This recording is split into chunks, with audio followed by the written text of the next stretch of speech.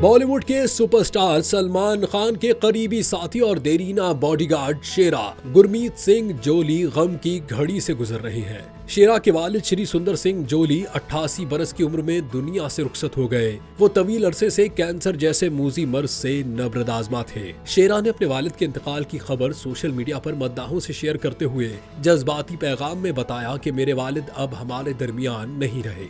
इस अफसोसनाक खबर पर उनके दोस्त, अहले खाना और सलमान खान के मद्दाहों ने गहरे रंज का इजहार किया है। शेरा कई दिहाइयों से सलमान खान के जाती बॉडीगार्ड के तौर पर उनके साथ हैं।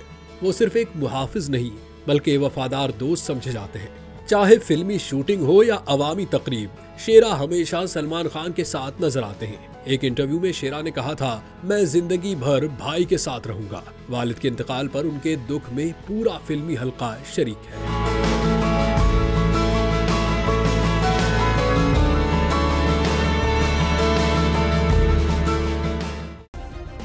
सब्सक्राइब करें और बेल दबाएं ताकि कोई खबर रह न जाए।